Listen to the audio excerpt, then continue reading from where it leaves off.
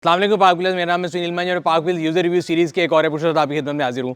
मैं कभी कभी अपने बाइक चैनल पे आपको नज़र आता हूँ क्योंकि मैं ज़्यादातर बाइक का यूज़र नहीं हूँ खुद। दूसरे लोगों से जो है ना बातें करके अच्छा लगता है। मेरी उम्र गुजर गई हुई बाइकिंग की। और आज हमारे साथ दो H2 मौजूद हैं। मेरे साथ ज़ुहैब हैं और मेरे साथ अहमद मौजूद हैं। कैसे हैं आप दोनों? ठीक ठाक? अल्हम्दुलिल्लाह। सर ज़ुहैब साहब जो है ये पाक व्हील्स में होते हैं, आपने इनको अक्सर चैनल के वीडियोज़ में भी देखा होगा। तो ज़ुहैब साहब ने अपना जो बाइक्स का सफ़र है वो मेरा ख्याल है शुरू किया था, जो मेरी इतनी फेवरेट नहीं है बनेली उससे, और करते करते फाइनली माशाल्लाह अब ये हाइपर बाइक्स में पहुँच चुके हैं। तो H2 जो है ये मेरा ख्याल है जिस ज़माने में आया था उस टाइम पे, if I'm not wrong, 1000 RR और बूसास का ज़माना था और लोग कहते थे यार वो मशीनें हैं। और ये जब एक पहली बारी आई थी हाइपर मशीन, इसमें H2R भी आता था, राइट? H2R भी है। ठीक है, वो बेसिकली ट्रैक एडिशन था, ये रोड लीगल एडिशन वो ट्रैक के लिए। अच्छा जी, ये मॉडल 16 है और ये 19 है और इसमें आज तक एक ही फेस लिफ्ट आया। तो बेसिकली H2 के दोनों वर्जन हमारे सामने खड़े हैं। साइलेंट फेसलिफ्ट था, वो 19 में आया था, जिसमें इन्होंने क्लस्टर चेंज कर दिया था, रियर सस्पेंशन चेंज की थी और क्रैंक पे इसके HP इंक्रीज कर दिए थे कावासाकी। इसके HP कितने हैं? इसके जो स्ट्रोक कावासाकी क्लेम करता है वो 200 करता है, उसके 220 है। ऑन व्हील के? 230 ऑन व्हील। 230 ऑन व्हील इसके 200 है, इसके 230 हैं और H2R के 300 समथिंग होते हैं। नहीं, उसके व्हील पे 280 हैं। ये थोड़ा सा लोग इसको ठीक तरीके से उन्होंने समझ नहीं पाए, वो 327 क्रैंक के हॉर्सेस। ठीक है, तो वो हाइप क्रिएट की हुई है उसकी 327 ऑन व्हील 300 है, 280 280 H2R। ठीक है। और अगर इसको आप सुपर चार्जर की गियर्स लगा दें, इसकी सुपर चार्जर की गियर्स चेंज हो जाते हैं, स्टेज 2 या स्टेज 3 के लगा लें, इंटरकूलर लग जाए तो ये इवन 300 भी क्रॉस कर जाती है ऑन व्हील्स। अच्छा, आई थिंक सॉरी आपकी बात काट रहा हूँ, it was also first bike जो कि फैक्ट्री सुपर चार्जर फिटेड आती है। यस, ऐसे ही है? यस। और इसकी वो हमारे एक दोस्त हैं, मैं उनका नाम ले लूँगा कैमरे पे, लोग हंसेंगे, अली मक्की साहब।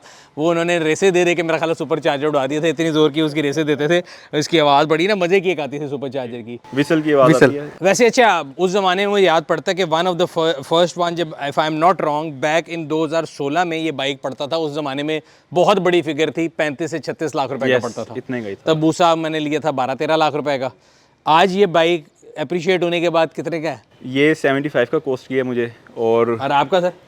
सुनील भाई, मुझे ये 12.5 मिलियन की कॉस्ट की थी। इसके बाद कार्बन पार्ट लगा के मुझे 14.5 मिलियन में कॉस्ट कर चुका है अभी तक ये। अच्छा, इस दोनों में मेन जो अगर फ़र्क की हम बात करें जो फेसलिफ्ट में आया था, कि एक तो ये आप लोगों का जो फ्रेम का कलर है, आपका ये ग्रीन है, इनका ये आपका ग्रे स्टॉक ही है ना? हाँ, ये 16 में ग्रे आया था। में भी आया है। अच्छा, इसका जो कलर है मेरा ख्याल है ये वाहिद बाइक है जो कि एक ही कलर में आती है, कोई आपके पास ऑप्शन नहीं है ब्लैक, ब्लू, वाइट, रेड नहीं है, एक ही नहीं, कलर ऑप्शन नहीं है। लेकिन कावासाकी ने किया ये कि ईयर टू ईयर वो इसके जो क्लियर कोट है वो और इसके अंदर जो पर्ल होते हैं उसका कलर चेंज करता रहा है। जिस तरह 19 में गोल्डन कलर का पर्ल आया था, सही है। उससे पहले ग्रे भी रहा है, सिल्वर भी रहा है, वो चेंज नाम क्या है इस कलर का? मैं तो ये मेटालिक ग्रे, मिरर कोटेड कह सकते हैं इसको, ठीक है। स्पार्क। अच्छा, मैं अगर आप दोनों की बाइक की विजिबली डिफरेंसेस चेक करूं, एक तो इनकी बाइक पे कार्बन फाइबर का बहुत काम हुआ है, ये स्टॉक है कि आपने कराया? नो, ये सब मैंने करवाया। ये सब जितना कुछ है आपकी और इनकी बाइक सेम थी, आपने सारा खुद कराया? एग्जैक्टली। इन्होंने पेंट वाले सिर्फ मडगार्ड छोड़ा है और पीछे टेल छोड़ दिया। बाकी सारे कार्बन। बाकी सब कार्बन फाइबर का दिया। और यहाँ से हुआ कि बाहर से है? बाहर से मंगवाया सब, खुद बाहर import से है। किया। अच्छा, वो जो आप बता रहे थे कि 20 लाख का डिफरेंस है वो एडिट इससे हुआ। ठीक है। अच्छा, आपकी जो सीट है ये एल्केंटार है? सीट जो है ये पहले से इसमें डली हुई थी, लेकिन ये चेंज है, स्टॉक नहीं है। आफ्टर मार्केट स्टॉक ऐसी आती है, स्टॉक लेदर वाली आती है, ये कपड़े वाली है, फैब्रिक वाली है। सही। और मिरर भी आपके मुझे चेंज लग रहे हैं, साइड मिरर इन्होंने विंग्स लगाए हैं H2R वाले। H2R में बेसिकली मिरर उतार दिए हैं। ये H2R में क्योंकि मिरर नहीं आते विंग्स, तो इसको H2R कन्वर्ट करने के लिए दोनों विंग्स नहीं। लेकिन पाकिस्तान में जिस तरह 70 वाले इंडिकेटर देके चलाते हैं, आप भी वैसे चला निकालना ही नहीं सुनील भाई नॉर्मल रोड पे।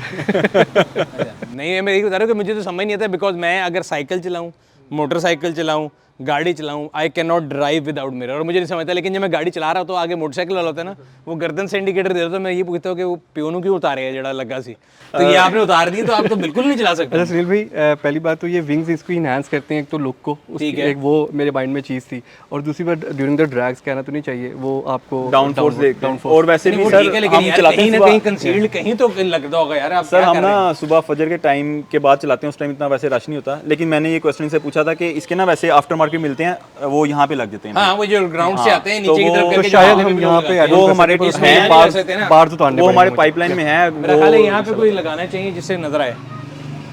ठीक है।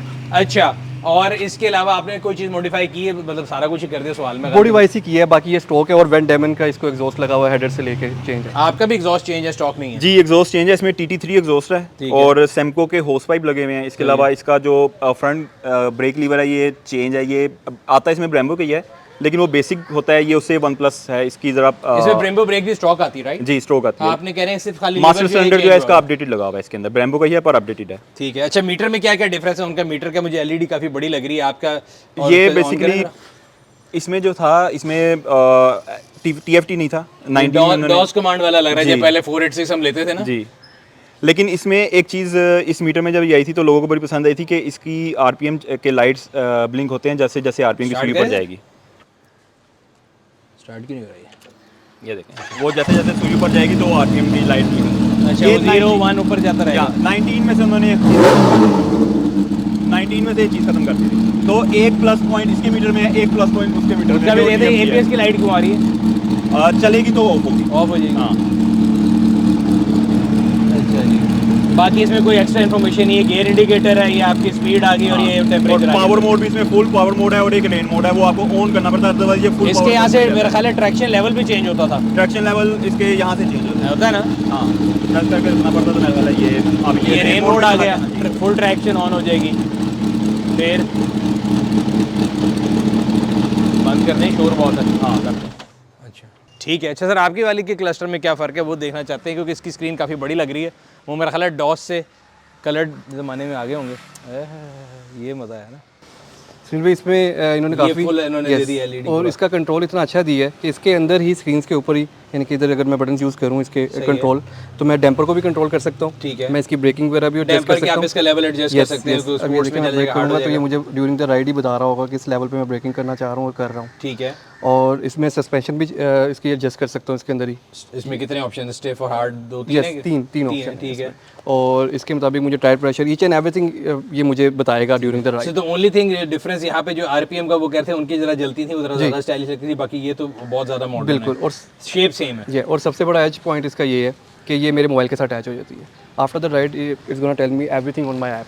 कावासाकी का अपना ऐप है, उसमें मुझे सब कुछ बताएगी कि मैंने राइड पे क्या किया क्या नहीं किया, कितने RPM दी, कितने लीन मोड क्या था क्या। लीन भी कितने एंगल पे किया वो भी बता देता है। अच्छा, माशाल्लाह। नहीं, इसकी लुक्स वाइज तो बहुत ज़्यादा। इसकी भी आपने चाहिए ब्रेक लीवर के साथ ये क्या है? ये सर गार्ड होता है, ये वैसे ट्रैक में यूज़ होते हैं सुनील भाई, पाकिस्तान में इसका कोई यूज़ नहीं है। कि शशका है। जब वो 10 से 15 राइडर इकट्ठे होते हैं उसमें, तो वो कोई आपकी जुड़ के ब्रेक ना दबा दे। सही है।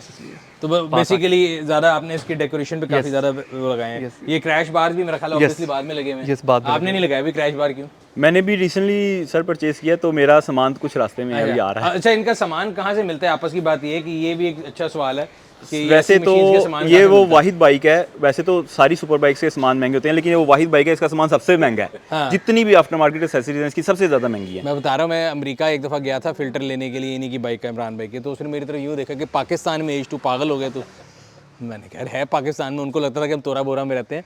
बट कितने को महंगे होंगे अंदाज़ा नहीं, आम बाइक से? आपने मैं दूसरी आपको बाइक छोटी सी एग्जांपल देता हूँ। अब आपके मुताबिक ये कितने का होगा? मेरे मुताबिक एनी आइडिया? इसको हील गार्ड कहते हैं, इफ आई एम नॉट हाँ, ये होना चाहिए, अगर जो आप बाइक बता रहे हो उस लिहाज से $200 का होगा। यस, अप्रोक्सीमेटली हमें $250 आफ्टर शिपिंग। शिपिंग तो सही बाद है, में समझ pay गया। मतलब इसका सामान महंगा है। Yes. आप ये समझ सकते हैं, मतलब वही बात है कि अगर आप गाड़ियों में कोई सुपर कार या हाइपर कार रखें तो वो बहुत महंगी होगी। इस तरह ये बाइक्स की सुपर और हाइपर कार लेकिन सामान महंगा, आफ्टर मार्केट एक्सेसरीज हैं। हाँ। वैसे जो मेंटेनेंस है वो वैसी है जैसे नॉर्मल आप दूसरी 1000 सीसी की करते हैं। ऑयल भी वही डलना है इसमें, फुली सिंथेटिक, और ऑयल फिल्टर भी इसका और 10R का सेम है। सही है। तो मेंटेनेंस वाइज 10R वाली कॉस्ट ही है इसकी, थोड़ा सा ऑयल इसमें 1 लीटर बस ज़्यादा डलता है। ये है अदरवाइज कि ये as compare to the other bikes care मांगती है, दैट्स इट, नथिंग। केयर तो मांगती है, लेकिन मेरा एक सवाल मोदबाना और आइजाना आप दोनों से है। पाकिस्तान में कौन सी ऐसी रोड है जो इस बाइक के साथ जस्टिस कर हम सकती तेज चलाते नहीं हैं सर। नहीं चलाते, वैसे वो लेते हो। सोचा आप लोगों ने कि मतलब ऐसी कोई रोड ही नहीं, मुझे समझ नहीं सर आती। H2 जैसे आपने कहा था ना अभी स्टार्ट में कि जब ये बाइक आपके पास आई थी तो आप घंटों खड़े करके इसको देखते रहते थे। ये बाइक डिज़ाइन ही ऐसे है कि इसको देखने से दिल ही नहीं भरता। तो ये गराज में खड़ा आप इसको देखते रहना, वो आप ये ज़्यादा लुत्फ़अंदोज़ हमारे होते हैं। दोस्त हैं, हम हैदराबाद में, बल्कि कराची में उनका करके आए थे टूर, आलमगीर खान, उन्होंने ड्राइंग रूम में खड़े किए। यस, उनके पास ZH2 भी था। हाँ, तो मैं कह रहा हूँ ड्राइंग रूम में खड़े करने के तो ठीक है। सेम इसी तरह ही ये दोनों भी ड्राइंग रूम में रहते ये मेरे ऑफिस के रूम में रहती है, जिसमें रूम में बैठ हैं? अच्छा, दूसरी चीज़ और आखिरी चीज़ ही कर लेते हैं। दूसरी क्या? Safety gear. इन्होंने तो पहना हुआ है, आप भी पहन के चलाते हैं जी सर। कि फजर के टाइम सेफ्टी गियर भी छुट्टी है? नहीं, हेलमेट भी प्रॉपर लिया हुआ है और अच्छे वाला लिया हुआ है इवन के, और फिर जैकेट्स वगैरह जो भी चीज़ें हैं सब हैं, और वो हम पहन के ही चलाते हैं। और हम गाइड भी लोगों को यही करते हैं कि पहन के चलाया करें।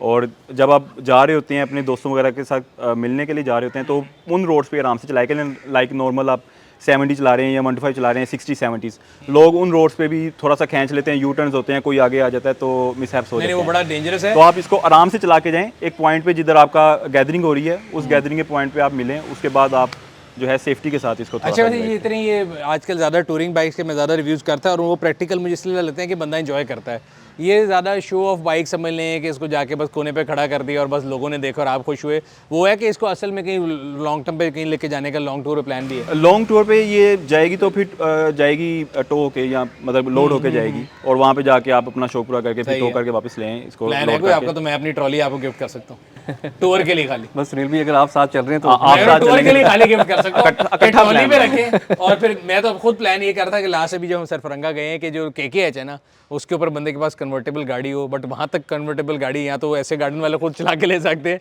हमारे में हिम्मत नहीं है। मैं तो कह ट्रॉली के ऊपर रखें और साथ ले जाएं।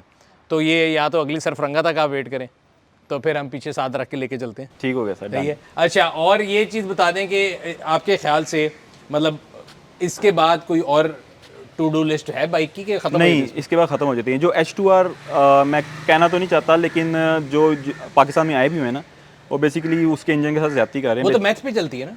हाँ, और उसके रेडिएटर का फ़ैन भी नहीं है, क्योंकि उन्होंने उस जान के नहीं दिया था कि लोग इसको विद इन सिटी यूज़ करना ना शुरू करते सही हैं। है। और पाकिस्तान का एनवायरनमेंट आपको पता है कि इसमें तो आप थोड़ी सी देर बाइक निकाले तो फ़ैन ऑन हो जाता है, तो वो बगैर फ़ैन के उसको पाकिस्तान की रोड्स पे चला रहे हैं, विच मेरा ख्याल है एक नॉट ही हेल्दी। H2R है ना? नहीं, तीन है, अब तो 3 आ चुके एक कराची है, एक मैं स्वयं पेशावर कौन है, से पत्थर के नीचे रहता हूँ, मुझे एक एक का कराची, पता एक पेशावर और एक बहावलपुर में आई थी। सही है। चलें, गुड लक जी, सेफ राइडिंग। और हम लोग कोशिश ये करते हैं कि आप लोगों को जो है लोगों का पैशन आप लोगों से शेयर करते रहें। और अगेन ये लोग हमेशा कहते हैं जी पैसे की बात है, ये आपके सामने एग्जांपल है। सर आपका पहला बाइक कौन सा था? मेरा पहला बाइक था 125 सीसी, और कितने साल पुरानी बात है? 2013 में थी मेरे पास। ठीक है, उसके बाद पहली जो है अगर स्पोर्ट्स बाइक कब ली थी? अगर प्रॉपर स्पोर्ट्स कहें तो 600 सीसी पर वो नेकेड थी, वो मैंने 2018 में ली थी। कौन सी बाइक थी? वो बेनेली 600 था। कपड़े पहनाने से उसको नेकेड क्यों ले? अच्छा, फिर उसके बाद 10R लिया था 16 मॉडल, फिर सही है। 10R लिया था 21 मॉडल, ठीक है। और वो मैंने तकरीबन 2 साल चलाया है। 10R तो आपके और मेरे पास एक जमाने में इकट्ठा भी रहा, आपसे मैं एडवाइस लेता रहता जी, था। वो लहदा बात है कि मेरा 10R सिर्फ अंदर खड़ा रहा, आप चलाते रहे। हाँ, आखिरी सवाल बल्कि मैं पूछ लेता हूँ, आप दोनों की बाइक 5000 तो नहीं टापेगी कि सारी उम्र पाकिस्तान में कोई बाइक नहीं, ये अभी तक 4500 पे है और आई एम लाइक सेम 4500। अच्छा, ये क्या स्टोरी है? पाकिस्तान में कोई बाइक देखी जो 5000 से ऊपर चली सुपर बाइक? अच्छा, ये एक स्टोरी खत्म होने वाले नाम नहीं ले। इस किस्म की बाइक्स जो है ना, ये जब बाहर भी इवन के जब गोरा इसको यूज़ कर रहा होता है तो वो बहुत कम यूज़ करते हैं इसको। जो बहुत ज़्यादा यूज़र होते हैं, जो बहुत ज़्यादा माइल्स ड्राइव करते हैं, वो अपनी बाइक बेचते भी नहीं है। कुछ होते हैं जो शौक के लिए ले लेते हैं, फिर चलाई नहीं जाती, खड़ी रहती है। वैसे भी अगर आप ज़्यादातर इंपोर्ट सनी भाई जो हैं वो कनाडा वगैरह से करते हैं, तो कनाडा में ठंड ज़्यादा रहती है और इसको चलाने के लिए जो फ्रेंडली वेदर है वो बहुत कम होता है, सही है। तो चलती बहुत कम है। और ज़्यादातर जो कनाडा से बाइक आई होती है उसकी मीटर रीडिंग इतनी होती है, 2500 होगी, 3000 होगी। और यहाँ पे भी साल में मैंने मुश्किल से 1000 चलाता था 10R भी, साल में 1000 किलोमीटर। पर पर्सनली सुनील भाई, अगर आप चेक करें ना 2012 और 13 मॉडल्स या 2010 भी, उनकी रीडिंग आप उनसे पूछेंगे ना कितनी है, तो वो भी आपको यही मैं बताएंगे। ये बता रहा हूँ, मैं तो ओवर द ईयर ट्रैक करता आया हूँ कि कई बाइक, एक बाइक थी वो 7000 चली थी, अगले साल वो 5 हो जाती है, फिर वो 4 3। मैं तो परेशान हूँ 0 मीटर। मैं आपका क्वेश्चन समझ गया था उसी वक्त, क्योंकि वो तो समझ आती है जो है ना, मतलब टूरिंग बाइक वो ज़्यादा चलती है, लेकिन ये फिर भी 4 से ज़्यादा चलनी चाहिए। अच्छा, ये बड़ा अजीब सा ट्रेंड है हमारे यहाँ पे, पता नहीं क्यों है, बट होपफुली इंशाल्लाह ये भी आने वाले सालों में ख़त्म हो जाएगा।